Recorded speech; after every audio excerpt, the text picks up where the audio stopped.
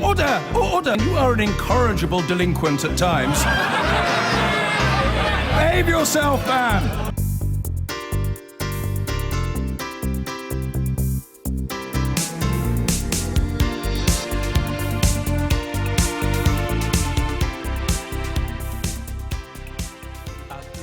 Now, he won a landmark legal victory against the press almost a decade ago after a tabloid expose into his sex life. Now, Max Mosley is threatening to sue 3 major newspaper groups, insisting they stop publishing details of that expose.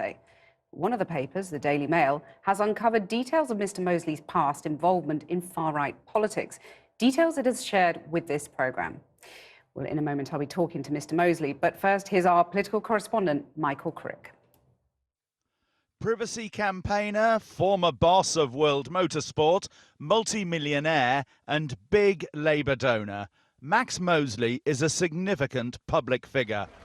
His family trust helps fund the statutory press regulator, Impress, and he's now using data protection laws to try to limit what the press can say about people's past, including his own. In Dalston, scene of many similar battles years ago, Mosley and his supporters came to hold another meeting. Throughout his life, though, Max Mosley's lived in the shadow of his father, Sir Oswald Mosley, leader of the British Union of Fascists in the 1930s, the Black Shirts, whose meetings in Jewish parts of East London saw violent confrontations. Sir Oswald was the closest Britain came to an Adolf Hitler, and the Nazi leader was even a guest when Max Mosley's parents married in 1936 at the Berlin home of Joseph Goebbels. So when 10 years ago the News of the World accused Mosley of Nazi masochistic sex, the story had an extra edge. Mosley sued for breach of privacy. The court found no Nazi aspect to his sexual activity, and Mosley won £60,000 damages. Yet, as uncovered this week by the Mail, which has been battling with Mosley for years, he now faces questions about his past role in racist and fascist politics.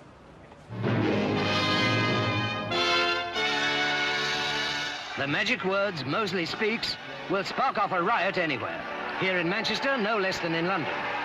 In the 50s and early 60s, Oswald Mosley tried to revive his fascist party, calling it the Union Movement. In 1961, in Moss Side, Manchester, home to many recent West Indian immigrants, Sir Oswald put up a candidate in a parliamentary by-election. He got his son, Max, to run the campaign as election agent. Today, evidence of Max Mosley's role in that campaign and its racist nature can be found 3 miles from Moss Side at the Working Class Movement Library in Salford, tucked away in their extraordinary collection of election literature. And here is a leaflet from the Mosleyite candidate in that election, Walter Hesketh, published, according to the small print at the bottom, by Max Mosley. Inside his platform, let us give the coloured people a fair deal by sending them back to good jobs and good wages at home in Jamaica. On the back it says, protect your jobs. Coloured immigrants are forming a large pool of unemployed. They will be used to lower your living standards. Protect your health. There is no medical check on immigration. Tuberculosis, VD and other terrible diseases like leprosy are on the increase. Coloured immigration threatens your children's health. To stop coloured immigration, vote Hesketh. Why does this matter now? Well, during the High Court privacy trial in 2008, the News of the World team didn't have a copy of the leaflet, just a press article about it. Nonetheless, the tabloid's QC Mark Warby asked Max Mosley, did you put out leaflets as agent for Mr. Hesketh, urging voters to send the blacks home? Not as I recall. Was it not part of the political agenda of the union movement to get the blacks sent home? No. As I said, not as I recall. I think the policy at the time was to offer financial inducements to people to go home. A slightly different thing. And is there any truth in the suggestion in one of the articles that you will have read that leaflets were put out alleging that coloured immigrants brought leprosy, syphilis and TB? That is absolute nonsense. There must now be big doubts about that dramatic testimony and whether Max Mosley misled the court. Yet the emphatic nature of his victory spurred Mosley to campaign for privacy against the press, whilst most people remain unaware of his past involvement in extreme right-wing politics.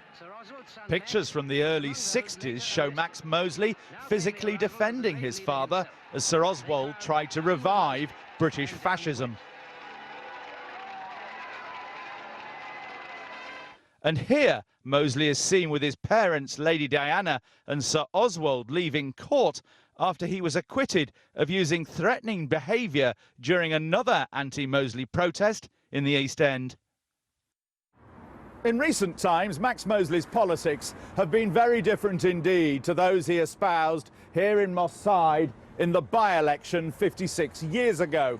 Indeed, in the last 2 years, he's given £500,000 to help fund the office of Tom Watson, the deputy leader of the Labour Party, on top of £40,000 he gave in 2015 to help Mr Watson become deputy leader.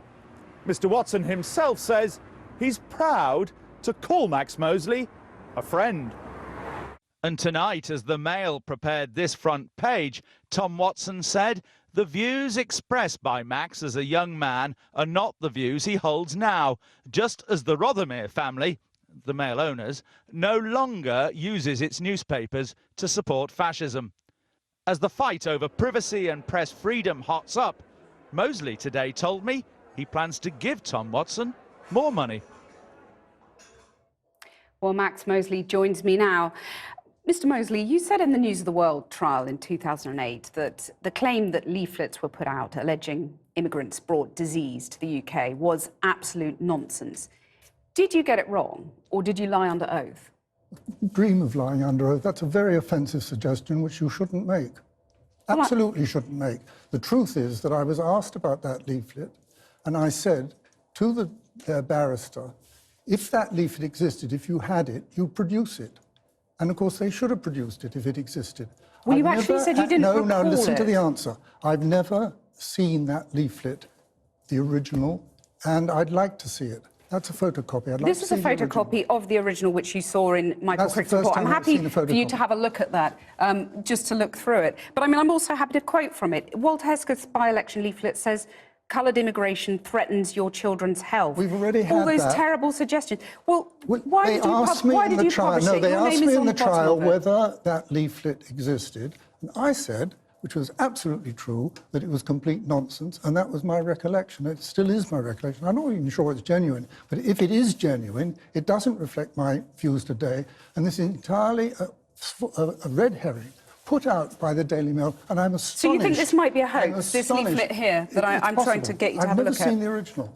Right. We would have to... My lawyers have actually asked the Mail for the original, and it would be interesting to give it some forensic tests. Well, the original is in 2 public libraries, and your name is on the bottom of it. You are legally responsible for it. Do you accept that? This is what you say. We'd like to look at it. But in the meantime, assuming it is true, that does not reflect my view, absolutely.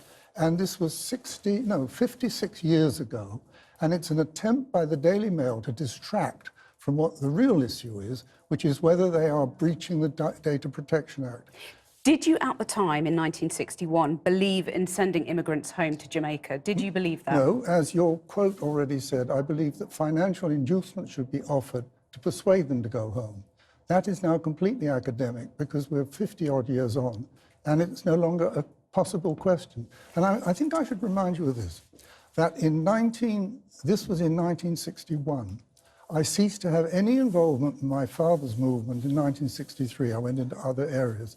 In 1982, you had the Conservative Party, Monday Club, had a committee for repatriation of immigrants. The secretary of that committee was Mr. Bercow, the Speaker of the House of Commons.